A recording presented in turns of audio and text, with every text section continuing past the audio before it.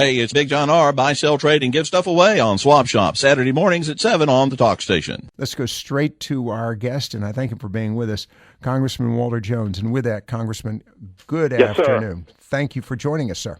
Well, glad to do so, and glad to be in Eastern North Carolina, and hope everybody be safe and listen to the advice to take care of themselves, as we're going to try to do right here in Farmville. Well, you know, in addition to taking care of themselves, it's also, and we've done a pre-recorded program in the second hour. We've talked to the folks of the Salvation Army, and there's a grave concern there because a lot of folks are ill-prepared, just issues associated with life, challenges, financial challenges. And it was interesting. I was thinking more about the current month-to-month issues right now, the fact that they may not have enough money for heating bills or adequate shelter or clothing. And Captain Katie Chase pointed out, well, other instances where people have not been able to go to work because their businesses were closed due to the weather. And so they're going to be out some money on their paychecks. So there are some concerns there as well. Well, it is, and I think the Salvation Army does God's work and does a great job, and I know the churches and synagogues in and around Carteret County will pitch in as well to help out. And that's what America's about, is helping each other when we need the help. It is, and we won't belabor that discussion, but I think it is that is unique about the folks in this country, about Americans. We do appreciate the challenges others face, and there is a distinct generosity that is a culture in and of itself in this country. Absolutely. Speaking of generosity, apparently the Congress is feeling very generous this day and age, passing a debt ceiling without much of a conflict, well, with the exception of one or two Republicans. And I think one of them might have been you, Congressman. Well, the majority of the Republican Party voted against the clean debt ceiling bill that was on the floor yesterday, and I think we had 22 or 24 Republicans that voted with the leadership and the Democrats to pass it. And Lockwood, I have not voted for a debt ceiling increase since 1997, and I want your listeners to know that in 1997 was the last year I voted for a debt ceiling increase, and at that time the debt was $5.2 trillion. It is now well over $17 trillion. What passed the House and the Senate today says that we will not even know the numbers until the March of 2015 will be the next time that the president will say to Congress, I need to raise the debt ceiling, and at that time we'll know just how much money has been spent.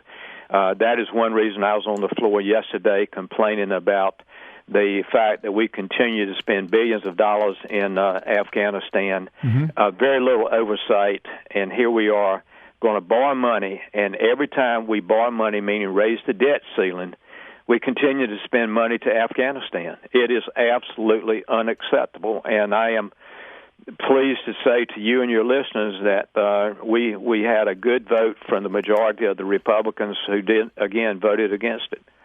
And I was asked by one of the press people, and there were quite a few of them out there, and one of them sought me out and said, why do you think that the leadership is not allowing this to have an honest debate on the floor? I said, because I don't think they really understand that as we continue to borrow more and more money from foreign governments and the debt ceiling continues to climb from 17 to 19 to $20 trillion, that at some point in time it will collapse.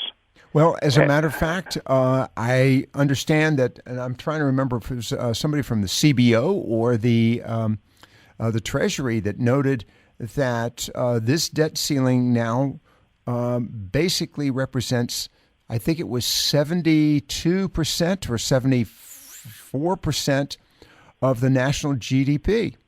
And now and they commented that that we are fast getting to the point where our debt exceeds our productivity, let alone our ability to pay for it. Absolutely. A lot with this is where I hope that the American people, and that's why I try to go on the floor once a week and informed. Last week, 2 days ago, I gave the example of two papers, one being the Washington Post that had an article that said that we have spent $4 billion building roads in Afghanistan, and they're falling apart. Right. The other was in the New York Times, and it was talking about the continued misuse and abuse of the taxpayers' money going into Karzai and the Afghan government. That 14 ministries in Afghanistan have no accountability of the money. And I criticize the Republican leadership and the Democratic leadership of not joining a few of us in the Republican Party and a few Democrats who want to have a debate on the floor, because it does tie into the debt ceiling increase. And we'll continue to battle this thing in Washington, because I will tell you that the American people are sick and tired and fed up with all this spending overseas with borrowed money. Congressman, and I do appreciate you have, this has been, quite frankly, I'll be so critical as to say, a broken record with you. But I have been for a number of years. I understand that. No, but you know what?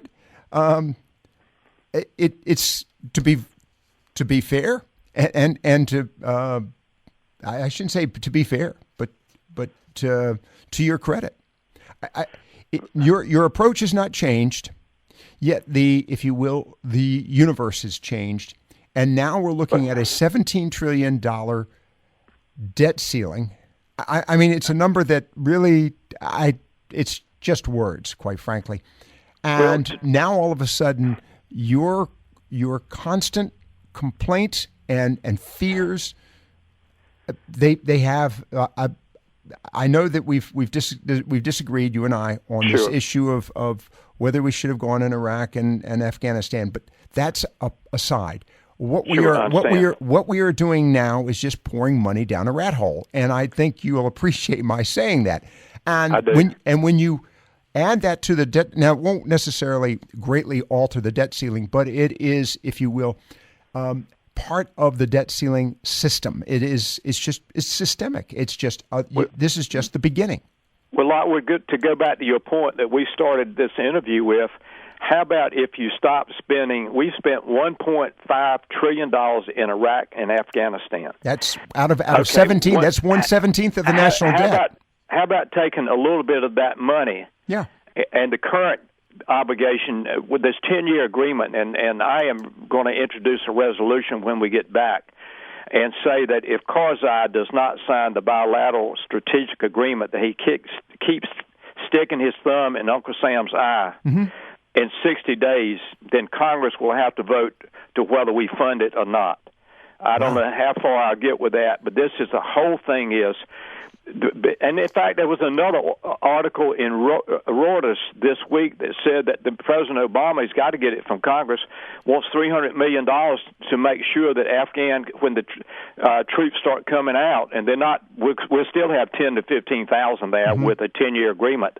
And I am, like I said, I like to see that money going down to the Salvation Army, or people have more money to give to the churches and help people who can't help themselves throughout East and North Carolina. I fully understand, and as you point out there, 1.5 trillion. Well, if you take 1.5 trillion and out of that amounts to, for one of better description, 1/17 of the national debt. That's a sizable portion of the national debt.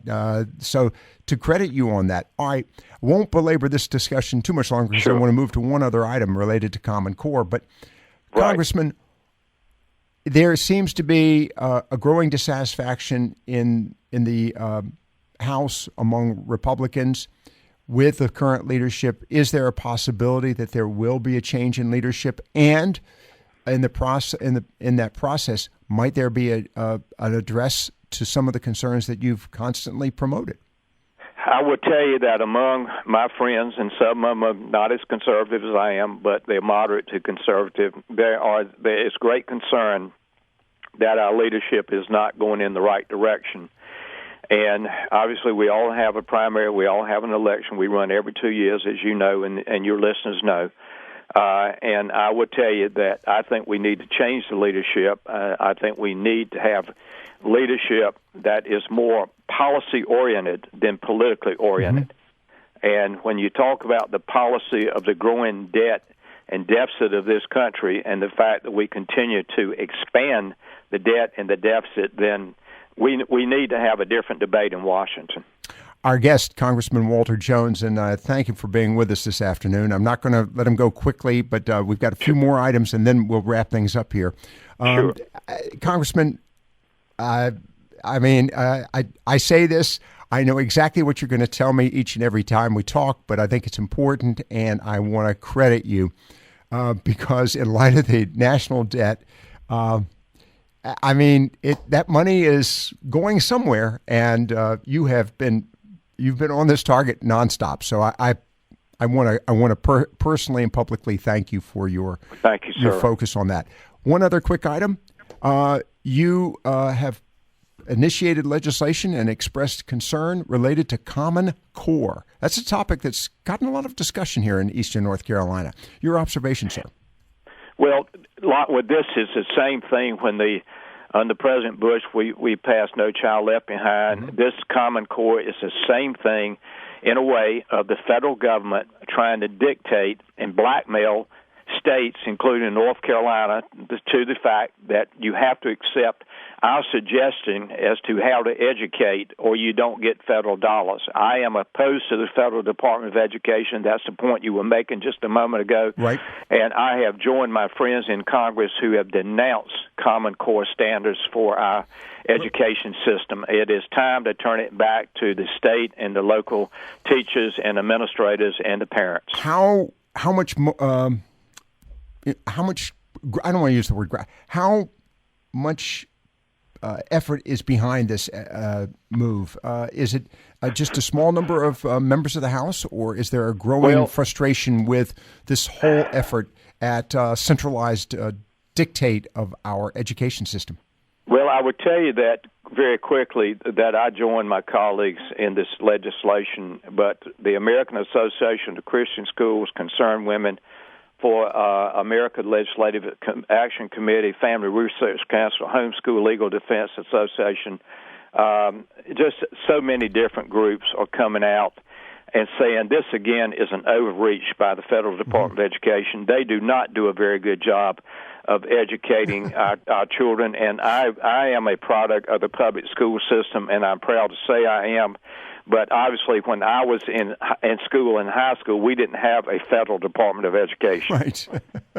So it's time that we take back education, and we can work, meaning the federal government, Congress can. I should have said Congress instead of federal government. Yeah. We can work with the states and give them the authority to determine what policy they want to set, local and state, for their children. Our guest again, Congressman Walter Jones. And Congressman, as we wrap things up, you're home for the a brief tour. Yep. Now, I know we're coming into the electoral system, the election season. Is there a chance that the Republicans will find a core principled program that will galvanize conservatives of all stripes? Is there a chance? Well, I think so, because just like this debt ceiling vote, I mean, I think the frustration among the American people, and I don't know generally who's a Republican or a Democrat unless it's at a meeting. Obviously, then I would know. But I am finding the frustration of wanting to take back this country, and that's from a moral value standpoint and also an economic standpoint. This country continues to be a country that spends what it doesn't have in the bank, and it continues to be a country that forgets that the moral values. I mean, I think about what's happened to the Boy Scouts. That might be another discussion at another time. I know time's limited, but we need. I'm going to be speaking at a Baptist church down in New Bern, giving my testimony on Sunday, and I'm looking forward to that. And I can honestly tell you that America is at a crossroads. I think 2014 is a crossroads, not because of the elections, but because of the complex decisions facing our country. Very quickly, I had a briefing yesterday from the United States Army about the cuts coming that they've been asked to cut by Secretary Hagel, who's a friend of mine, as you know. Right. And this implies to the National Guard and to the Army Reserves, and they want to make sure that the Army Reserves and National Guard remain strong because they're going to need them if we have another fight. But they've got some tough decisions forthcoming. That's just one example. Well, I think the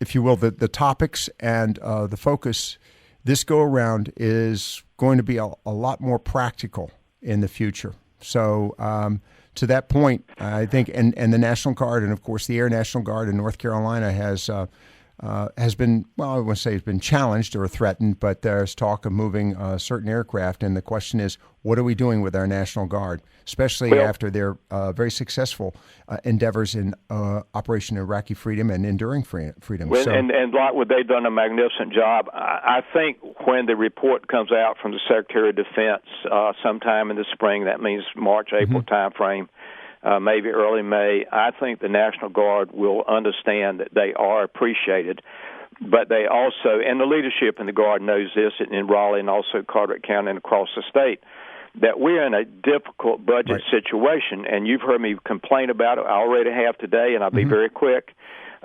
We've got some tough decisions that have to be made to ensure that we do have a strong military, but also a strong reserve and Guard.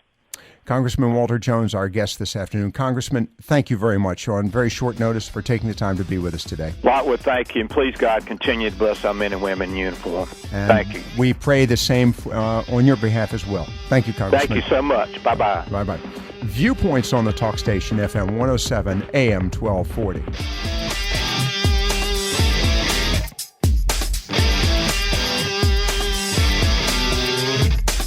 Hey, it's me, Big John R. If you weren't listening to Swap Shop on Saturday, here's just a sample of what you missed. First off, I want to thank you because I did sell my camper top last weekend. Great! I just called to thank you for the good advertisement you gave me on my yard sale last Saturday. Yeah? I enjoy your program, and I had a real good turnout, and it was mostly from your program. Well, excellent. You have any stuff left over? That's what this country's all about, trying to get more stuff. Or maybe you can sell some of your stuff. Have a yard sale. Have a garage sale. Some people drive around all weekend looking for garage sales. There's a lot of ways to get rid of stuff. You can even give your stuff away. It's part of what economists call the redistribution of stuff. Listen every Saturday for great deals and maybe even some free stuff. Better than that, you might find a way to help a neighbor. Call and be part of Swap Shop 2 with items to buy, sell, trade, or give away. That's Swap Shop on Saturdays, 7 a.m., and Swap Shop Light on Mondays and Fridays from 8:30 to 9 a.m. right here on the talk station. You can list beds and boats, a main thing.